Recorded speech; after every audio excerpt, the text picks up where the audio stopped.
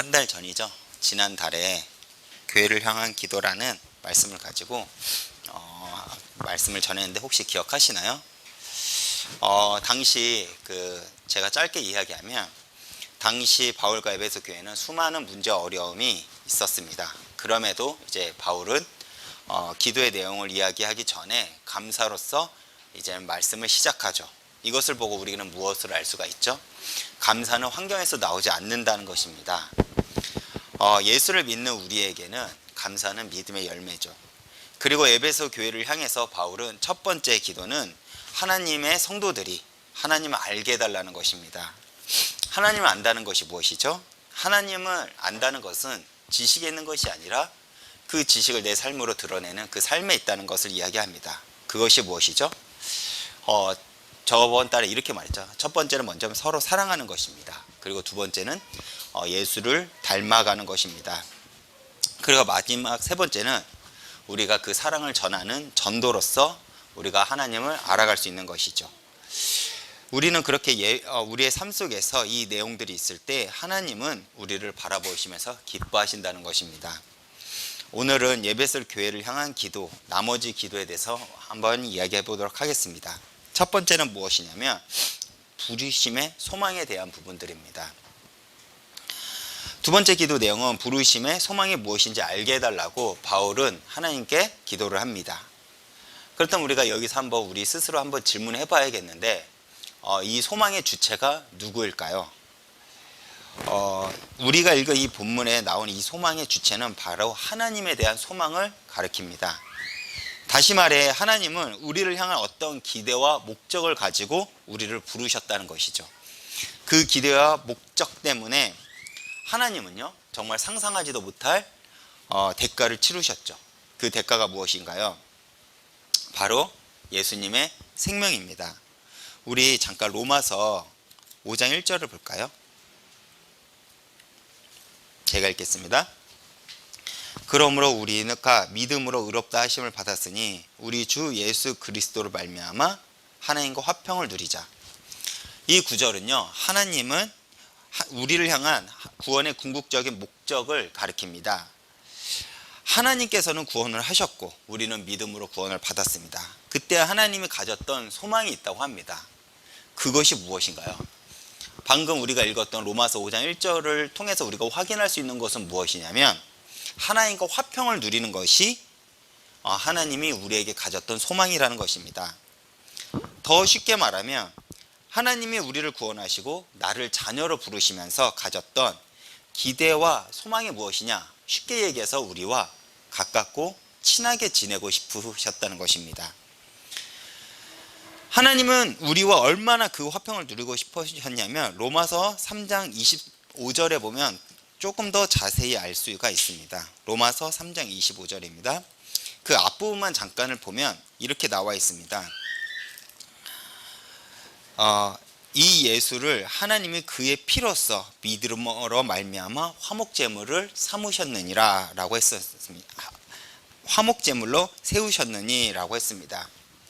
사실 여기서 번역된 화목제물로 번역된 이 단어는요 헬라어로 힐라스테디온이라고 합니다. 이거를 좀 더 정확하게 번역을 하면요 속죄제물 혹은 죄가 용서받는 속죄소로 번역하는 것이 맞다고 합니다. 그럼에도 불구하고 이 안에는요 화해의 뜻이 있기 때문에 이 화목제물로 써도 상관은 없다고 합니다. 조금 더 정확하게 얘기를 하면 그래도 속죄소 혹은 속죄제물이라고 한다고 합니다. 그럼에도 불구하고 이 안에는 화해라는 그 단어가 있기 때문에 상관은 없어서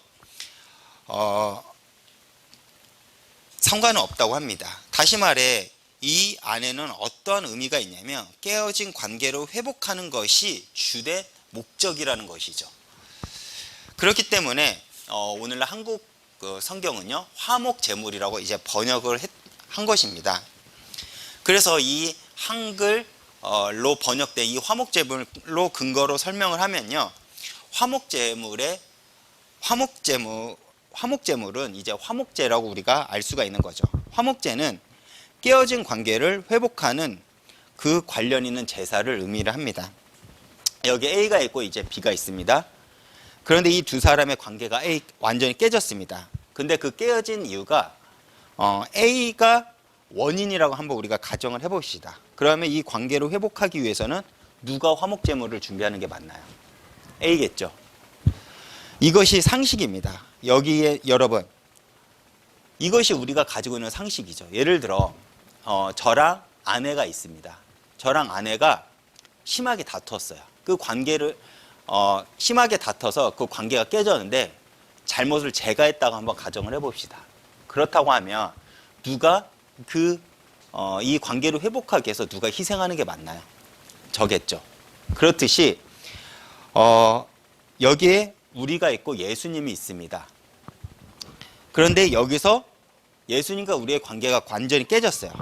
그런데 이 관계의 잘못의 원인은 100% 우리 죄로 인해 우리와 하나님과의 관계가 깨졌습니다.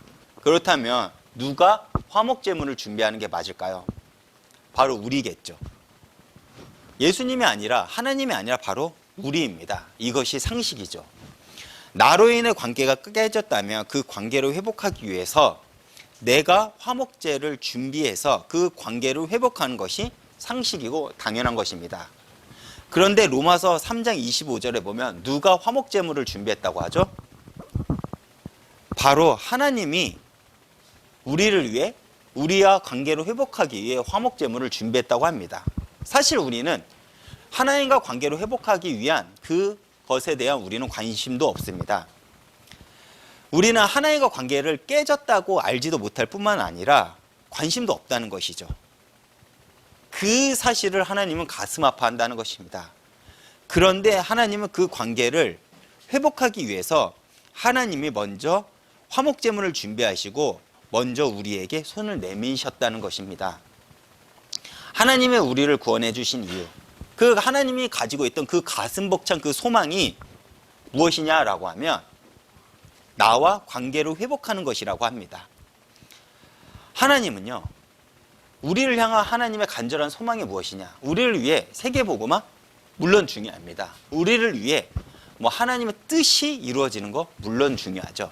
근데 그보다 먼저 앞서서 하나님께서 우리에게 가졌던 그 소망이 무엇이냐라고 하면 우리와 친해지고 싶어 하신다는 것입니다. 이것이 하나님이 우리를 구원하시고 가지셨던 그분의 설렘의 목적이라는 것이죠.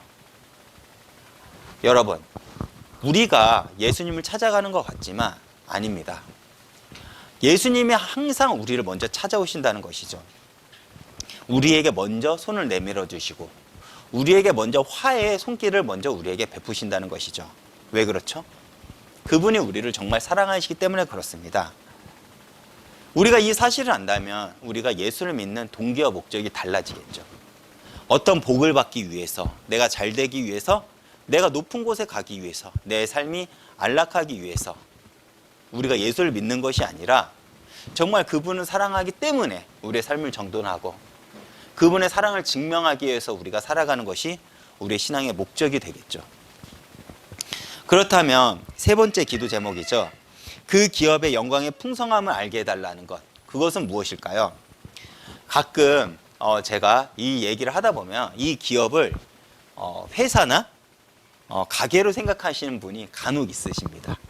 그런 거 아니란 거 여러분들도 아시겠죠? 여기서 기업으로 번역된 단어는요, 클레오로미아라는 단어라고 합니다. 이것을 가장 적절하게 번역하면 우리가 잘 알고 있는 단어, 유산 혹은 상속 재산이라고 우리가 알면 되겠습니다. 즉 그 기업은 하나님께서 자녀에게 주신 상속, 유산, 상속 재산이라는 것이죠. 하나님께서 그리고 그것을 우리에게 주실 때 그 유업은 아주 풍성하다고 합니다. 이 풍성함이라는 단어 역시 헬라어로 폴로토스라는 단어를 사용했는데 이 단어의 원래 뜻은 가득 차다, 충만하다, 꽉 찼다라는 뜻입니다. 즉 하나님이 주시는 그 은혜의 유업의 가장 큰 특징은 어느 것 빠지지 않고 부족함이 없다는 것입니다. 결핍이 없다는 것이죠. 그러므로 이 진리를 깨달은 사람의 가장 큰 특징은 무엇일까요? 어떻게 해서든지 하나님 안에 거하기 위해서 몸부림을 친다는 것이죠. 왜 그렇죠? 내게 필요한 은혜가 어디에 있냐면 하나님 안에 있기 때문에 그렇습니다. 우리는 그래서 은혜를 갈구하고 사모하며 그 은혜를 쫓기 위해서 몸부림을 치는 것이죠. 그리고 이 진리를 아는 사람이 가장 두려워하는 것은 하나님 안에서 벗어나는 것을 가장 두려워합니다. 왜 그렇죠? 그 은혜가 끊기기 때문에 그렇죠. 그래서 제가 가장 이해 안 되는 사람 중 하나가 누구냐라고 하면 내 은혜가 막혔다고 해서 교회를 떠나는 사람들입니다. 왜 그러냐면 예수를 믿는다는 것은 그 은혜 안에 있기, 그 하나님 안에 거하는 것을 몸부림치는 것입니다. 그런데 우리는 너무나도 하나님의 은혜에 대해서 너무나도 쉽게 생각을 하죠. 예수를 믿는다는 것은 단순히 내가 영접, 이 시대에 내가 하나님, 난 하나님 믿습니다 라는 그 영접의 의미를 넘어서는 것입니다. 여러분들, 요한복음 1장에 기록된 그 영접의 의미가요, 2000년 전 우리를 생각하고 쓰여졌을까요? 아니겠죠. 당시 2000년 전 그 상황을 생각을 하고 요한 사도가 기록을 했겠죠. 그때 요한 사도가 어떤 마음으로 이 영접이라는 단어를 기록을 했을까요? 그러면 그 의미는 무엇일까요? 나는 예수로 죽어도 좋습니다라는 그 의미가 아닐까요? 근데 오늘날 수많은 성도들의 모습이 어떤가요? 데이터상으로도 보면요, 교회에서 코로나가 걸릴 확률보다 밖에서, 쉽게 말해 놀다가 걸릴 확률이 훨씬 많다고 합니다. 그리고 코로나가 걸리면 정말 치명적인 사람들이 있다고 합니다. 노인들이겠죠. 그 노인들보다 젊은 층들은 견디기가 좀 더 쉽다고 합니다. 근데 이제 같이 모여서 소모임만 안 하면 돼요. 그런데 오늘날 교회를 떠나가는 주된 계층이 어딜까요? 청년들입니다. 노인들은 정말 목숨을 다해 나온다는 얘기를 제가 들었습니다. 청년 세대가 5분의 1 정도가 이제 안 나온다. 이런저런 이유죠. 근데 그들이 친구들하고 놀고 밥 먹고 술 마시는 자리를 거부할까요? 사회에서 모이는 그 소모임 아마 갈 겁니다. 그렇죠? 예수를 믿는다고 합니다. 그런데 우리가 선택해야 될 것은 무엇인가요? 바로 우리가 하나님 은혜 안에 거하는 것에 몸부림을 쳐야 된다는 것입니다. 그런데 우리가 주목할 것은 이것이 아닙니다. 우리가 주목할 것은 사실 그 기업의 영광의 풍성함, 내가 이 은혜 안에 거하기 위해서 우리가 주목해야 할 단어는 다른 단어에 있습니다. 이것을 모르면 바울이 이제 하려고 하는 말을 우리가 알 수가 없죠. 이 단어는 사도 바울이 에베소 교회를 향한 기도 제목의 핵심입니다. 혹시 저 물 한 잔만 저 떠다 줄 수 있으신가요? 제가 긴장이 되니까 말이 자꾸 더듬게 되네요. 이 단어를 살펴보기 위해 우리는 다음과 같은 질문이 있어야 됩니다. 하나님은 우리를 자녀로 부르시고 당신의 유업의 풍성함을 우리에게 주셨습니다. 그러면 질문이 이것입니다. 우리는 우리에게 주신 그 기업을 도대체 감사합니다. 우리는 우리에게 주신 그 기업을 도대체 어디서 누리고 경험할 수 있냐는 거예요. 알겠습니다. 우리가 하나님이 주시는 그 기업의 영광의 풍성함을 누린다는 축복을 알았습니다. 그런데 우리가 그 축복을 어디서 누리냐는 거예요.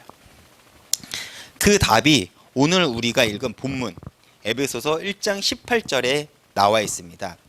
제가 읽겠습니다. 너희의 마음의 눈을 밝히사 그의 부르심의 소망이 무엇이며 성도 안에서 그 기업의 영광의 풍성함이 무엇이며, 뭐라고 했죠? 제가 어디서 누릴 수 있다고 하요? 성도 안에서 누릴 수 있다고 합니다. 하나님 우리에게 자녀에게 주시는 그 기업의 풍성한 기업을 이미 허락하셨습니다. 그렇기 때문에 우리는 하나님이 주신 그 기업, 다시 말해서 하나님이 주신 그 유업을 맛볼 수 있고 경험할 수 있습니다. 그런데 어디서 누릴 수 있다고요? 바로 성도 안에서 누릴 수 있습니다. 그렇기 때문에 이 진리를 깨달은 사람들이 가장 중요하게 여기는 것이 바로 성도와의 관계라는 것이죠. 공동체가 얼마나 중요한지 아는 것입니다. 이 진리를 모르면 성도와의 관계가 얼마나 중요한지 알 수가 없기 때문에 내 개인의 은혜에만 집중하죠. 오늘날 신앙이 틀어진 이유가 바로 여기 있습니다. 교회는 수많은 성도들의 헌신으로 이루어집니다. 그런데 많은 이들이 내 개인의 은혜에만 집중하다 보니까 그 성도 안에서라는 의미를 쉽게 놓치죠. 그러니까 오늘날 교회가 무너지는 겁니다. 그리고 그 개인의 만족을 채우기 위해서 프로그램을 가져다 주고 어떤 세상 문화를 가져다 주는 겁니다. 그리고 정말 저는 이거를 좀 부정적으로 생각을 하는데 교회 안에서 세상 프로그램, 즉 세상에서 할 수 있는 것까지 끌어들여서 교회에서 인턴십을 하려고 하는 것이죠. 이것이 복음으로 재해석된다면 저는 그것 갖고 뭐라고 하지 않지만 한번 생각을 해보세요. 우리나라 교육 자체가 아이들을 수능을 향해서 목표를 달려가는데 그 아이들이 경험할 수 있는 것이 얼마나 있겠습니까? 볼 수 있는 것이 제한적이겠죠. 그리고 설령 조금 늦게 저는 꿈을 알더라도 그것이 또 어떠냐는 거예요. 하나님을 믿는 우리가 내 있는 삶의 현장에서 하나님의 사람으로 살아가는 것 그 자체가 하나님께서 우리를 향한 비전과 꿈이 아닐까요? 그런데 우리는 그 꿈을 향해 쫓아가다 보니까 나에게만 집중을 한다는 것입니다. 그렇지 않나요? 물론 저는 이렇게 생각을 합니다. 내 시간과 형편이 있습니다. 예를 들어 우리 예경이가 고3입니다. 예경이가 만약 일주일 내내 교회에 출석을 한다. 잘한 일일까요? 못한 일일까요? 저는 혼내야 될 문제라고 생각합니다. 예경이가 하나님한테 영광을 돌릴 일은 자기가 고3으로서의 그 역할을 감당하는 것 같습니다. 그렇죠? 시아가 하나님께 영광을 돌리는 모습과 예경이가 하나님께 영광을 돌리는 모습, 또 제가 하나님께 영광을 모습은 그 위치와 상황이 다르겠죠. 물론 저는 하나님께서 좀 더 일찍 그 사람에게 비전과 꿈을 주실 수 있다고 봅니다. 그렇다면 그 꿈을 향해 달려가는 것이 맞겠죠. 근데 오늘 저희 그 찬양을 방금 부르지 않았습니까? 그리 아니하실지라도 뭐라고요? 감사해요.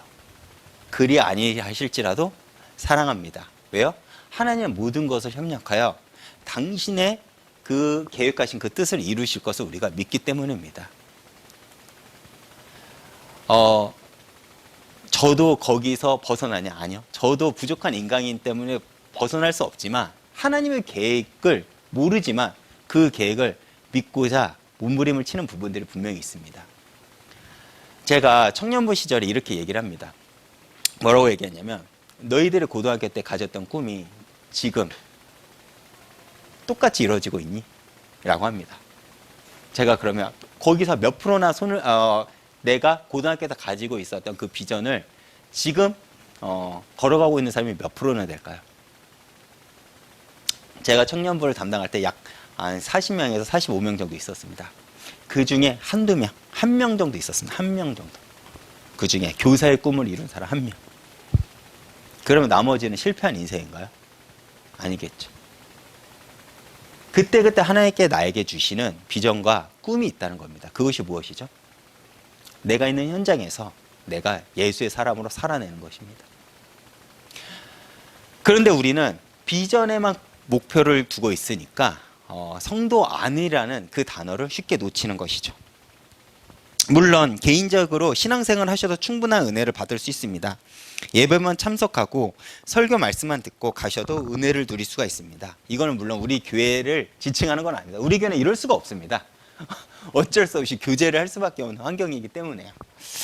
그러나 우리가 기억해야 될 것은 무엇이냐면 그런 개인적인 은혜에만 집중한 사람들은요 절대 하나님이 주시는 그 풍성한 은혜가 있다는 것을 알지 못한다는 것이죠. 우리가 상상할 수도 없는 그 기업의 영광의 풍성함은 하나님은 성도 안에 두셨다는 것을 여러분들 잊지 말길 바랍니다.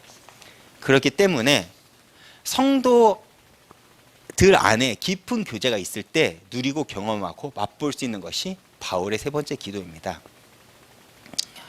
그런데 여기서 우리가 오해될 게 뭐냐면 성도 안에 교제가 있다고 해가지고 너무 사석에서 불신자처럼 노는 때가 있습니다. 제가 가슴 아픈 얘기를 하나 들었는데요. 토론을 하기 위해서 술집을 간다고 합니다. 제가 맡았던 저는 이게 사실 이해가 되지 않습니다. 우리도 거룩하게 우리는 그것을 나눌 수가 있습니다. 왜 굳이 세상 문화를 교회 안에 끌고 들어와서 괜찮다라는 것을 우리가 합리화를 할까요? 저는 이유는 압니다. 내 개인에 대한 것들이 더 중요하기 때문에 그렇습니다. 내 개인의 그 기호요. 그것을 교제라는 것을 가지고 포장을 해가지고 합니다. 아니요. 제가 말한 성도 안의 교제는 친한 사람들끼리 노는 것을 말하는 것이 아닙니다. 제가 청년부를 담당하면서 계속 강조했던 것은 무엇이냐면 너가 기득권이라면 연약한 자를 가서 말을 걸어주고 같이 앉아주고 인사를 하라는 것입니다. 나랑 친한 사람하고 내가 어울리는 것이 뭘 그리 어렵겠습니까? 그건 세상에서도 합니다. 그렇죠? 그거는 절대 희생이 아닙니다. 제가 이번 주에 한 청년을 만나는데 이 청년이 한 교회를 다니다가 더 큰 교회를 갔습니다. 그 교회에 있다가 갈등이 돼서 더 큰 교회를 갔는데 본인이 이렇게 말합니다. 목사님, 내가 임원이었는데 너무 힘들어가지고 교회를 옮겼습니다. 근데 엄청난 저에게 결단이었어요. 그래도 목사님, 제가 은혜를 사모해서 옮긴 거 잘했죠? 라고 했습니다. 그러니까 제가 뭐라고 했을까요? 아니, 그거 별로 힘든 일 아니야. 야, 원래 있던 교회에서 더 큰 교회로 가는 것이 뭘 그리 힘든 일이겠냐. 네가 진짜 개척교회를 가서 좋은 목사님 섬긴다. 너 진짜 칭찬한다. 근데 큰 교회 가가지고 더 많은 사람들한테 인정받으려고 간 거에 뭘 그리 대단한 일이냐 라고 제가 얘기를 했습니다. 많은 사람들이 성도 안의 교제라고 얘기하니까 그런 식으로 오해합니다. 내가 더 많은 사람들하고 함께 어울리면 그것이 성도 안의 교제라고 생각을 합니다. 그런 것이 아니겠죠. 하나님께서 말하는 이 성도 안의 교제는 말 그대로 교회 안입니다. 내가 인정받기 위해서, 내가 좋아하는 사람과 어울리기 위해서가 아니라 하나님께서 원하신 그 자리에서 내가 함께 교회를 이루는 것을 이야기를 하는 것이겠죠. 이것이 바울이 우리에게 원한 세 번째 기도입니다. 절대 개인적으로 누릴 수 없고 그 관계가 깨지면 절대 이 은혜를 누릴 수가 없습니다. 그래서 이 진리를 깨달은 사람은 성도와의 관계가 깨지지 않기 위해 그 관계를 회복하기 위해 몸부림을 칩니다. 왜요? 하나님은 이 영광의 풍성함의 기업, 즉 하나님의 유업을 성도 안에 두셨기 때문에 그렇습니다.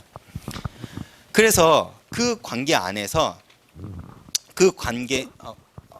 그래서 그 비밀을요 가장 잘 담고 있는 성경을 제가 찾아보니까요 시편 15절이더라고요. 제가 한번 읽어보겠습니다.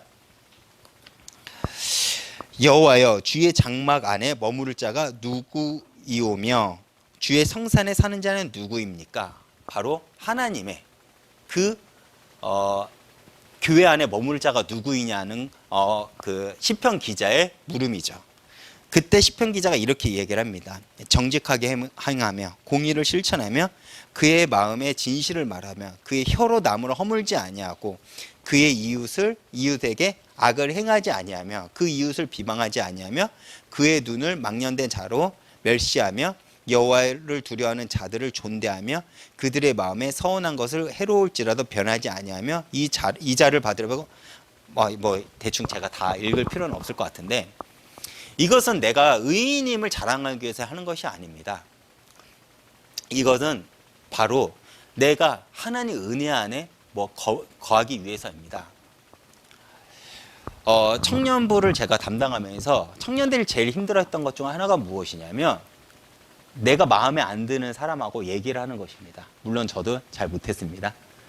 마음에 안 든다는 것이 감정이 상한 그 관계 말고 어색한 관계.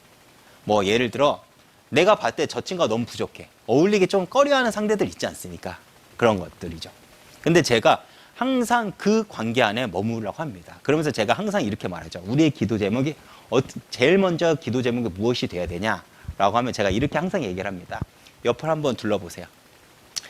그 옆 사람이 내 기도 제목이 되어야 됩니다. 라고 제가 항상 얘기를 했죠. 왜 그렇죠? 우리는 항상 하나님의 유혹을 받기 소망을 합니다. 근데 그 소망은요. 그 하나님께서 원하시는 그 성도 안에 있을 때 우리는 받을 수 있기 때문에 그렇습니다. 그리고 우리가 그 성도 안에 내가 마음에 안 드는 사람과 내가 그 사람과 관계를 갖기 위해서는요, 내 삶을 절제할 수밖에 없습니다. 내 감정을 드러내고 내가 원하는 대로 행동을 하면요, 그 관계는 깨지게 되죠. 그렇죠? 그렇기 때문에 우리는 내 삶을 절제하고 정돈하며 정직하게 행하며 우리가 하나님의 의를 따라서 행하는 것입니다. 단순히 그것이 율법에 적혀있기 때문에 우리가 하는 것이 아니라 하나님께서 우리에게 기업을 주시는 것을 우리가 알기 때문에 우리가 그 일에 행하는 것이죠. 그리고 다른 사람과 그렇기 때문에 화평을 얻기 위해 우리는 온 힘을 쏟는다고 합니다. 왜요? 그 기업의 영광의 풍성함을 하나님은요, 성도 안에 두셨기 때문에 그렇습니다. 그리고 마지막 바울의 기도 제목은 무엇이죠? 바로 하나님의 능력이 얼마나 큰지 알게 해달라는 것입니다. 흥미로운 것은요, 이 바울이 에베소서 1장에요, 이 단어를 설명하기, 하나님의 능력을 설명하기 위해 사용한 단어입니다. 능력을 의미하는 단어가 헬라어에는 4가지가 있다고 합니다. 먼저 이스퀴스, 힘, 능력을 의미하는 가장 일반적인 단어라고 합니다. 그리고 두 번째 단어가 다이나마이트의 어원이 되는 힘, 능력을 가지는 디나미스라는 단어입니다. 그리고 세 번째, 에너지의 어원이 되는 에네르게니아라는 단어이고요.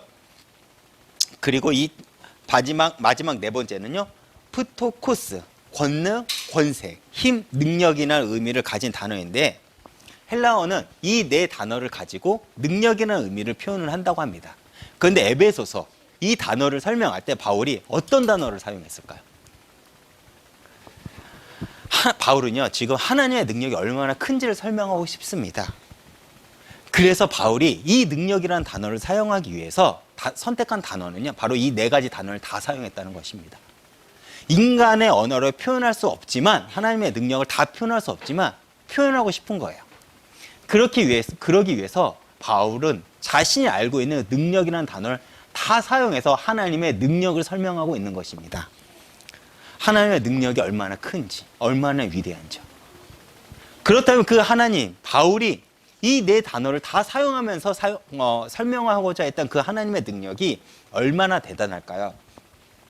에베소서 1장 20절에 보면 구체적으로 그 힘의 능력이 얼마나 크고 무엇을 의미하는지 자세하게 나와 있습니다.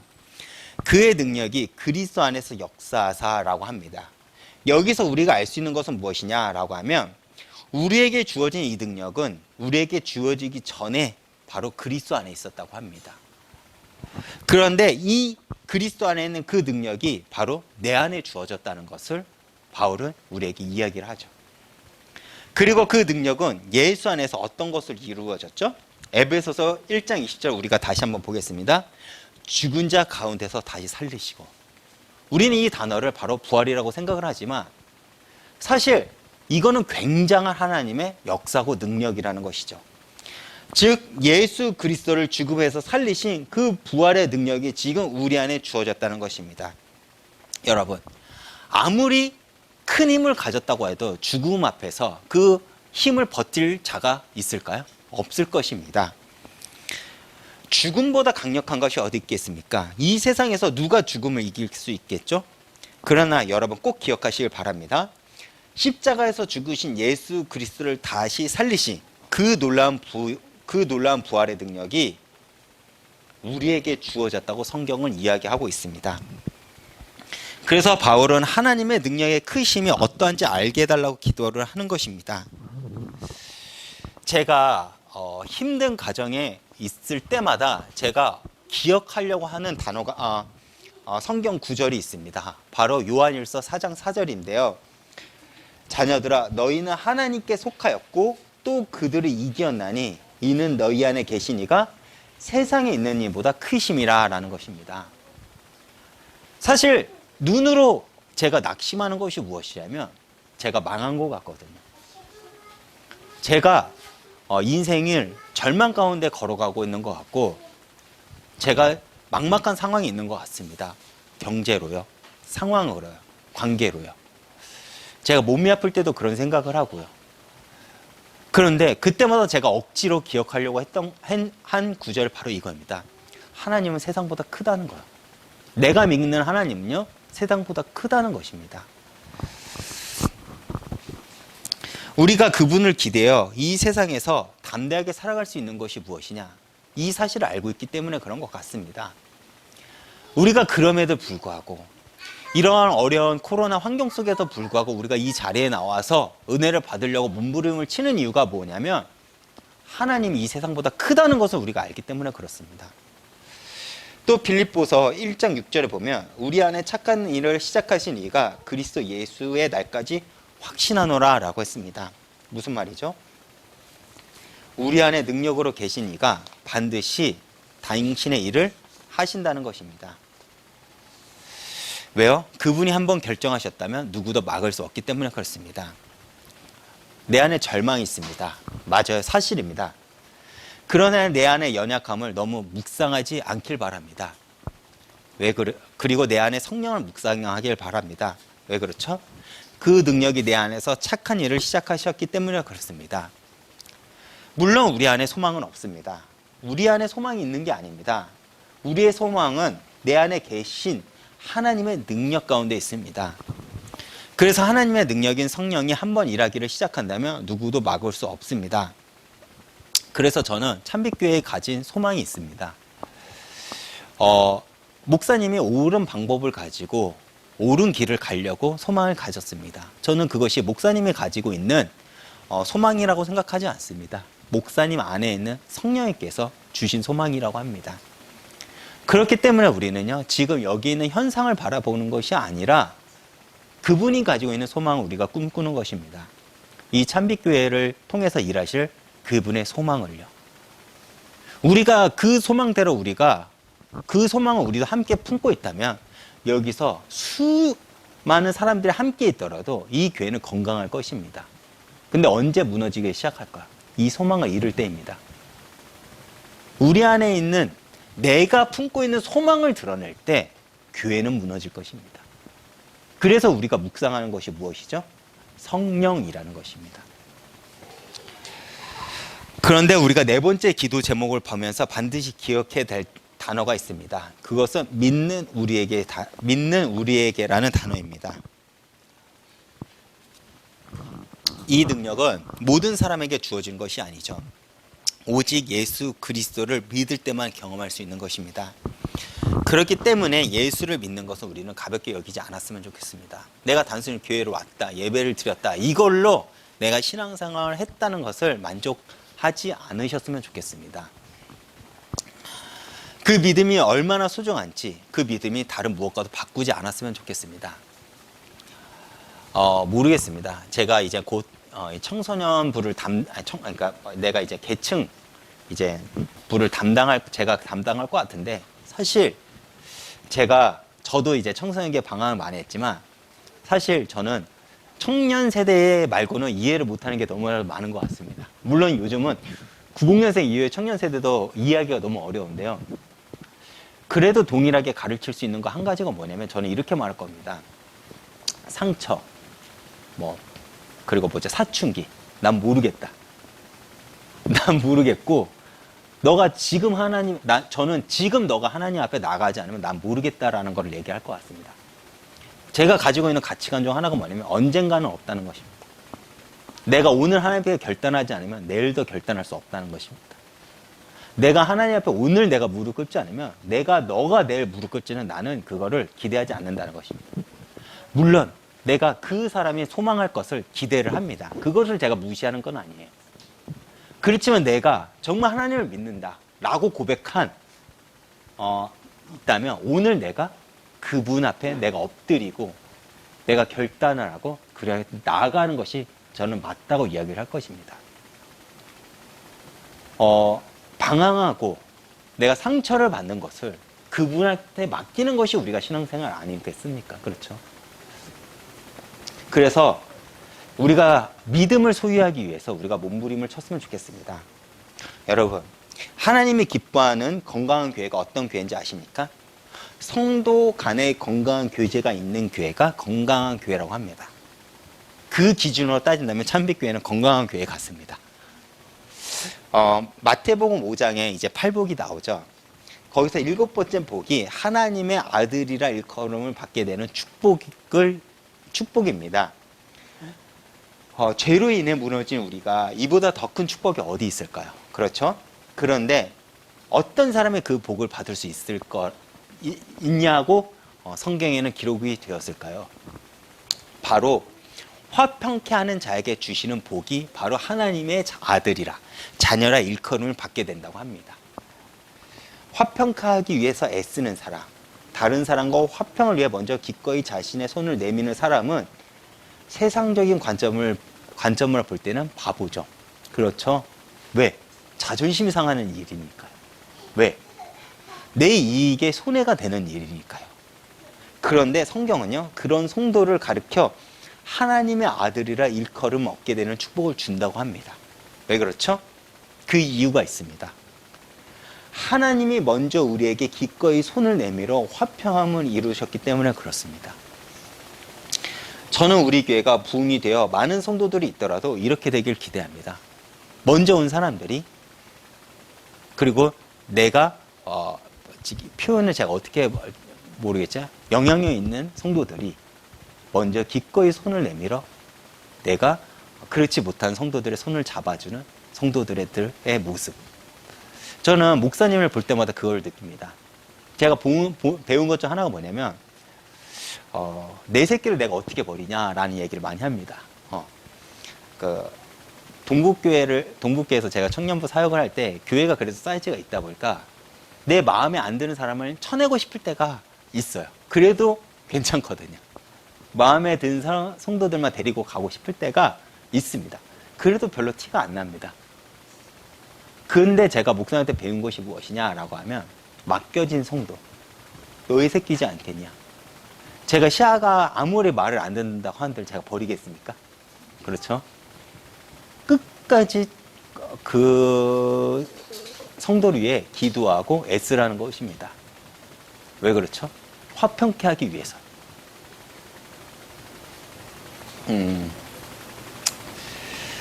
그리고 그 사람은 반드시 하나님이 주시는 그 기업의 풍성함, 즉 하나님의 유업이 무엇인지 정확하게 알 수가 있을 것입니다. 알고 경험할 수 있을 것입니다. 그리고 그 예수 그리스도를 믿는 그 사람들을 가르쳐 우리는 성도라고 부르는 거죠. 그리고 그 성도의 모임을 우리는 뭐라고 부르냐? 교회라고 합니다. 여러분, 코로나 시대에 이게 굉장히 위험한 말일 수도 있지만 교회는 반드시 공동체로 존재해야 됩니다. 왜 그렇죠? 하나님께서는 하나님의 유업을 성도 안에 두셨기 때문에 그렇습니다. 다른 말로 하면 하나님은 그 기업의 풍성함을 이 교회의 공동체 안에 두셨다는 것입니다.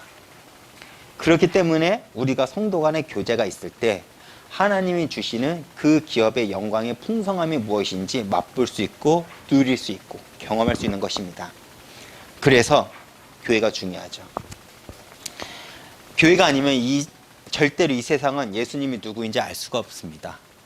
여러분, 인터넷으로 내가 예배를 평생을 드린다고 한들 우리가 예수님이 누구인지 알 수 있을까요? 이론적으로는 알 수 있지만 그분의 사랑과 희생 모릅니다. 교회 안에 헌신이 왜 중요할까요? 그분의 사랑을 배우기 위해서입니다. 물론 지금 이 시대에 이거는 굉장히 조심스러워야 됩니다. 우리가 그 규칙을 깨고 소모임을 하고 즐겁게 밥을 먹으면서 나누자는 얘기가 아닙니다. 그렇지만 우리가 함께 공동체로 존재해야 될 이유를 이야기를 하는 것입니다. 교회가 아니면 절대 예수님을 가르쳐줄 곳이 없기 때문에 그렇습니다. 그리고 그 놀라운 비밀을 하나님은 교회에게 주셨습니다. 그리고 그 교회, 그 공동체에게 하나님은 자녀에게 주시는 영광의 풍성함이 무엇인지 교회에게 주셨습니다. 그래서 우리는 지금도 여전히 부흥을 꿈꾸는 것입니다. 여러분, 저는 항상 이렇게 얘기를 합니다. 부흥을 꿈꾸십시오. 저는 부흥을 꿈꾸는 것이 성도들의 모습인 것 같습니다. 어떤 사람은 저한테 이렇게 말합니다. 부흥이 뭘 그렇게 중요하냐? 전 중요하다고 봅니다. 왜 그렇죠? 부흥의 첫 번째 단계는 내가 깨어나는 것이기 때문에 그렇습니다. 내가 살아난다면 내가 가지고 있는 것을 누군가에게 나는 전달할 수밖에 없습니다. 그래서 우리가 이렇게 표현하죠. 전도라고 합니다. 전도라면 우리가 어디를 소개할까요? 교회를 소개할 수밖에 없습니다. 왜 그렇죠? 교회 안에서 예수의 모습을, 하나님을 정확하게 알려주기 때문에 그렇습니다. 그렇기 때문에 우리는 비록 코로나 때문에 어려운 환경이 있을지라도 우리는 부흥을 꿈꾸는 것이 성도들의 사명이라는 것입니다. 그리고 그 풍성함을 누리는 자들은 하나님의 능력을 경험할 수 있죠. 하나님의 능력은 바로 성령의 충만함입니다. 여러분, 사도행전을 보면 두려움이 많았던 제자들이 죽음을 두려워하지 않고 수많은 사람들 앞에 담대히 복음을 전합니다. 어떻게 그럴 수가 있죠? 그 일을 가능하게 하신 분이 바로 하나님의 능력인 성령의 충만함에 있기 때문에 그렇습니다. 여러분, 그 동일한 능력이 이미 우리 안에 주어졌다고 성경은 증언하고 있습니다. 여러분, 소망은 나에게 없습니다. 이 소망은 내 의지와 결단과 경험과 능력에 있지 않습니다. 내 소망은요, 내 안에 계신 하나님에게 있습니다. 그래서 우리가 내 안에 있는 계신 그 성령님에게 집중을 한다면 그 소망을 시작하신 이가 반드시 그 꿈을, 그 뜻을 이루실 것입니다. 제가 이것을 마치면서 후속을 한 번 더 할 것인가, 아니면 다음 달에 다른 말씀으로 전할 것인가 좀 고민이 되었습니다.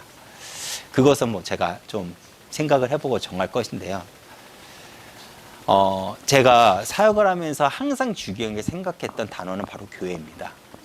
교회가 존재하지 않는다면 우리 성도들도 중요하지 않습니다. 성도들의 의미가 그렇게 중요하지 않습니다. 제가 말한 것은 뭐냐면, 북한에 있는 사람들 보고 함께 모여서 예배드리라 라고 얘기를 한 건 아닙니다. 전 중국에 있습니다. 여러분, 이렇게 찬양하는 거 되게 어려우시죠? 제가 중국에서 예배를 드릴 때 저희는 찬양을 제대로 하지 못했습니다. 허밍을 했어요. 그리고 공안한테 걸릴까봐 우리는 돌아다니면서 예배 장소를 바꿔가면서 우리는 예배를 드렸습니다. 그걸 경험했기 때문에 사실 한국에서 예배를 드릴 때 굉장히 좋았어요. 그러면서 답답했던 이유 중 하나가 뭐냐면 예배의 소중함을 모른다는 것입니다. 우리가 코로나 시대에 예배의 소중함을 조금이나마 경험하는 것 같습니다. 여러분들, 우리의 삶의 목적과 방향이 내 꿈과 비전에 있지 않았으면 좋겠습니다. 교회에 있었으면 좋겠습니다. 참빛교회가 창기교회의 비전과 소망이 나의 비전과 소망이 되었으면 좋겠고요. 정말 우리가 그런 교회를 꿈꾸기 위해서 내 기능과 내 비전이 사용되었으면 좋겠다는 것입니다. 한 주간 교회를 향한 하나님의 마음을 기억하면서 여러분들 승리하시길 바라겠습니다. 기도하겠습니다. 주님, 감사합니다. 정말 교회를 향한 정말 기도에 대해서 우리가 2달에 걸쳐서 말씀을 나눴습니다. 정말 하나님 아버지, 참빛교회 모든 성도들이 정말 교회로서 그 역할을 온전히 감당하며 나아갈 때 그 교회로서의 그 모습을 정말 세상 사람들에게 온전히 비춰져서 정말 하나님이 살아계심을 나라에서 증거가 될 수 있도록 주님께서 역사해 주시옵소서. 감사드리며 예수님 이름으로 기도했습니다.